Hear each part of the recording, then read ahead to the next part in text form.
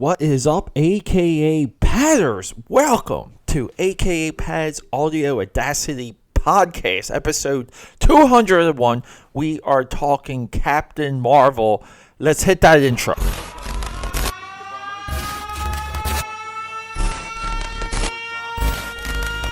Welcome, everyone. I am Peter A. DeLuca, AKAPAD, and this is my podcast.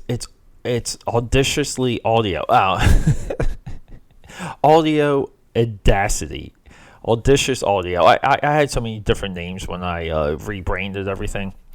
And if you're new here, if you're looking for Dream Warriors, if you subscribe to the Dream Warriors feed, it's almost the same exact thing. I just had to do a branding change for the podcast for a ton of reasons. That's pretty much highlighted in the last two episodes. But today, right now, we're getting into Captain Marvel. And Captain Marvel is such a hot topic right now. People are already, like, we're over 2 weeks out of the Avengers Endgame's release. We're 2 weeks out of that release, and people are still losing their mind over Captain Marvel and or Brie Larson. The two are coagulated together. They're gelled together. If you subscribe to me on YouTube, and you can find my YouTube channel just by searching AKAPAD within YouTube, yeah, I've been touching on some Brie Larson topics there because there is a culture war happening around her, and how much of, like, her power is getting in, like, you know, like how much the Marvel Cinematic Universe and Marvel Studios, like how much they're allowing Brie Larson to take hold of the character.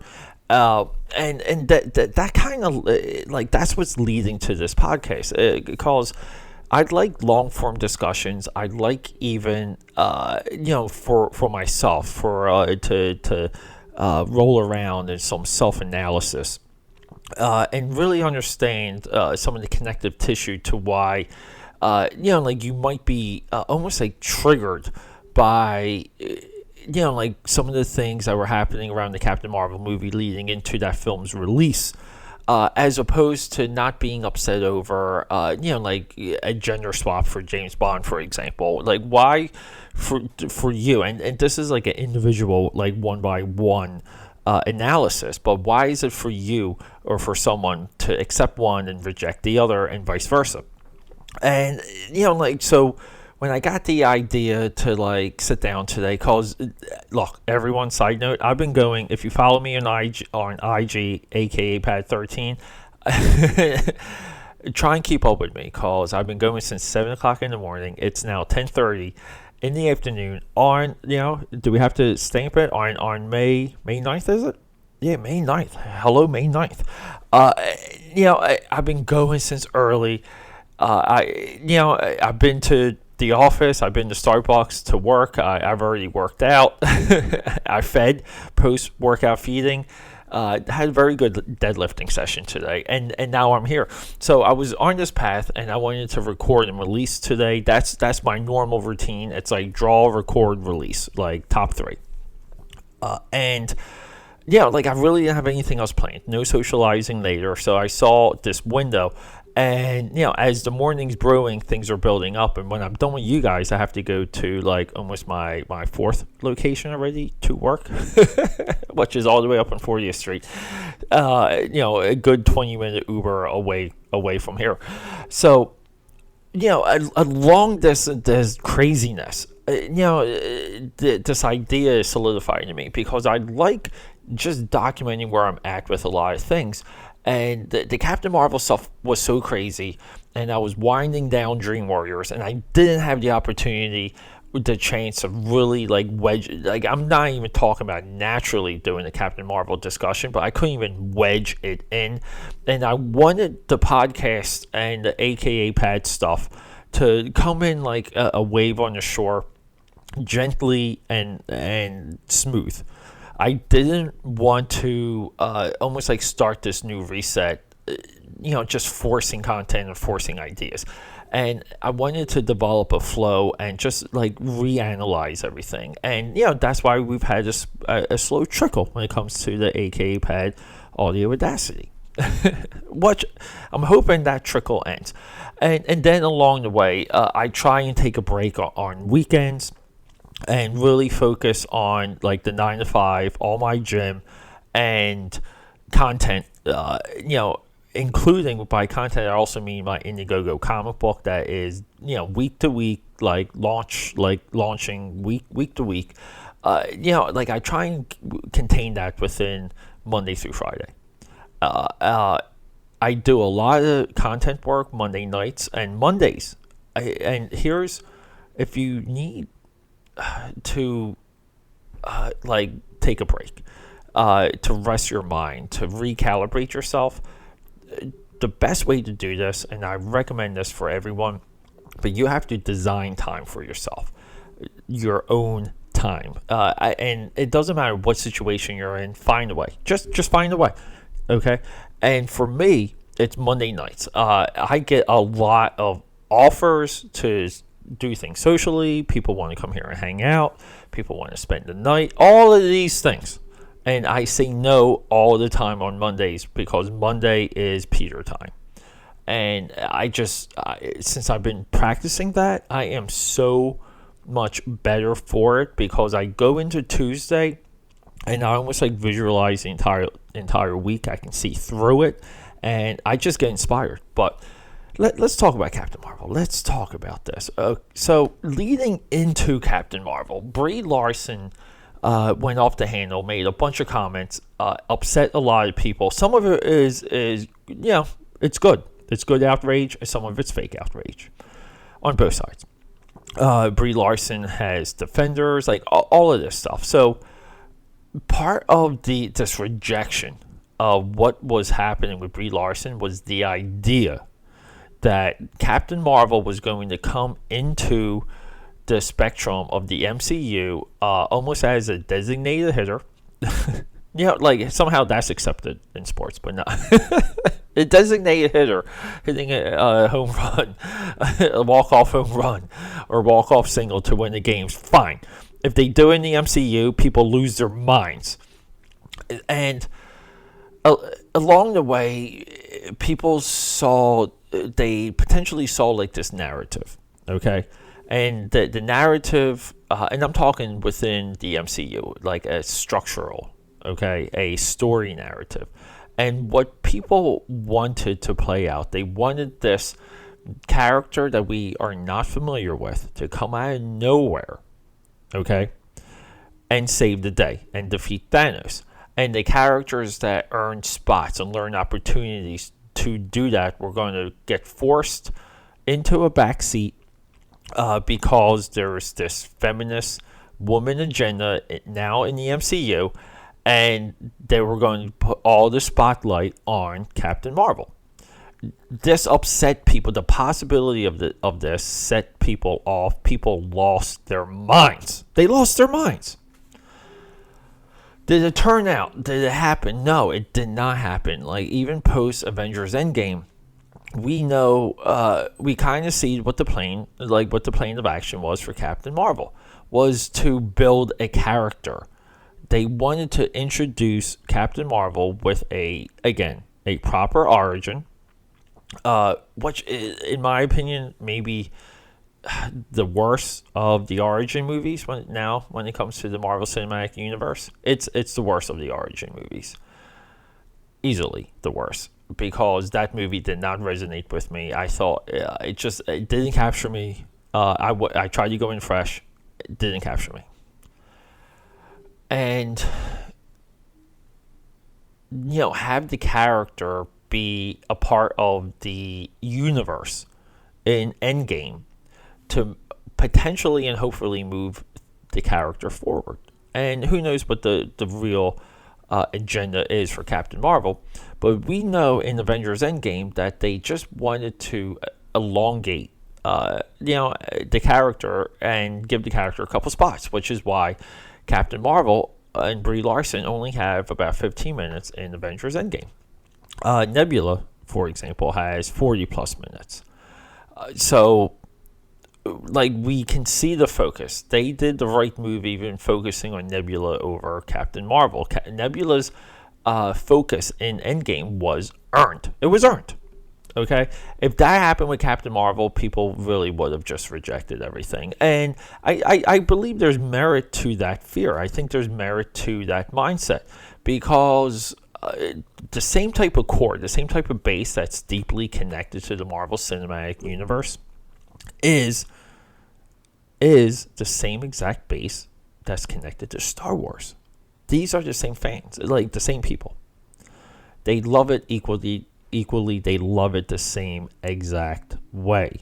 Now, when they saw Last Jedi, rightfully so, the Last Jedi outrage is well earned. Any criticism, any blowback, any fear moving forward post Last Jedi is legit. It's real. Solo, same. Okay, now. I back Last Jedi. I'm on the outlier for backing it because it had balls. Like, the movie just had balls in my eyes. I think Solo is a fantastic story. I enjoyed Solo tremendously. I've only seen it once. I haven't watched it since it's been available on Netflix. And I like some of the backstory stuff with Solo. I like that he's somewhat of a tortured love. I love that Solo deals with loss up front. These are all of the things I found engaging about the movie Solo. And I feel like if we remove the Star Wars from the Solo movie, we would have one of the best space adventures ever. That's non-Star Wars. Yeah. So, again, unpopular opinions. It's tough to, convince some people otherwise of that. But, look, a lot of the decisions we make with movies are... they're emotional. They're emotional decisions, and do I get emotional sometimes? Yeah, like, was I emotional when I saw Endgame? 100%, because I didn't want to see time travel in Avengers Endgame. I did not. I thought time travel was the biggest cop out you could imagine, and time travel being intricately weaved into that movie, and then just seeing them like almost saying that like F it all and just going with it, it drove me nuts. Now, if I view Endgame as the final piece of all of it, I'm insanely pleased. When I look at Endgame as moving forward, I get upset. And that's where I'm at with Endgame. I do have a feeling look, if I can grow to love the Transformer movies, like legitimately love the Transformer movies, all of them outside of Bumblebee, because Bumblebee tries a retcon. I can love Endgame. Okay, let's just be honest. If I can make a million excuses for the Matrix trilogy, yes, the trilogy as 3 movies equaling one story, I can love Endgame. But moving forward, so all of this outrage, all these emotions swirled around Captain Marvel, and the movie just didn't deliver in my eyes. I didn't think the movie had the Marvel the visuals that we've seen in all the other ones. I thought that the villain wasn't clear. I thought the stakes weren't dramatic. I thought the hero's journey wasn't there. And I hate to say it, but what they're doing with Brie Larson, it's hard for me to connect to her, like, with that type of with the attitude that character has, which came off a little bit better in Endgame, but still didn't hit it home. I still feel like they're trying to figure out how they have to play Captain Marvel to get over, because all these other opportunities and chances that they gave these other actors like Paul Rudd and Benjamin Cumberbatch, it worked. Even Ruffalo, it worked. And now they're dealing with one that doesn't work. Outside of War Machine, because I still want Terrence Howard as War Machine. I still do, but whatever. And that's where the emotional turmoil, the emotional stakes of Captain Marvel are there. But the people have spoken when it comes to Captain Marvel. The movie is at 400, such and such $1 million, $421 million at time of recording, and it's at 1.1 billion worldwide. So, like, the people have spoken when it comes to Captain Marvel. Is Captain Marvel going to resonate the way these other origin movies have? Because I feel like everyone ignores Thor, which is probably one of the better ones, and they forget about Captain Marvel, and they just focus on like Paul Rudd, Doctor Strange, Iron Man. And it becomes, look, you even have to kind of look at the Avengers and what they did with the Hulk as like an origin, like Guardians of the Galaxy origin, like great successes there. So I do believe even Spider-Man, like part Civil War, part Homecoming, like as that being like an origin movie, sure, like, or like an intro movie. Captain Marvel is at the bottom of that stack. Now, it's because, again, like, nothing with any of the politicizing, any of, like, none of that. No comments from Brie Larson. The movie for me isn't engaging enough to, like, be looked at further down the road. And I kind of look at Endgame the same way. I think it's so hard for people to pick up Endgame and pick up Infinity War and pick up Civil War 10 years down the road. It's going to be hard for people to pick that up. The accessibility for the rest of those movies have to be available. And, Disney may have that with the app, with Disney Plus. The app might salvage the legs of the MCU, but people may not want that. Predicting consumer habits 10 years out of this type of it's going to be tough. It's going to be tough. So anyway, I just wanted to give a little bit of my 2 cents when it comes to the state of Captain Marvel. And I think coming up, I'm going to do a Captain Marvel discussion where I kind of talk about what the character means to me. And I still want to discuss Endgame with all of you. And as of right now, I'm debating continuing any of the wrestling coverage. Just because I think other people just do it so much better. And maybe I can replace the time I put into wrestling coverage. And the wrestling coverage never really worked out time-wise for me. I was always a day late and a buck short. And I couldn't understand exactly what to do with it. Do I wait until Wednesday now to watch the post SmackDown and post Raw for like a WrestleMania? Just drives me nuts. Football will not be coming back, if you were, curious about that. So we're really going to just move forward with pop culture, mostly movies, the occasional streaming show.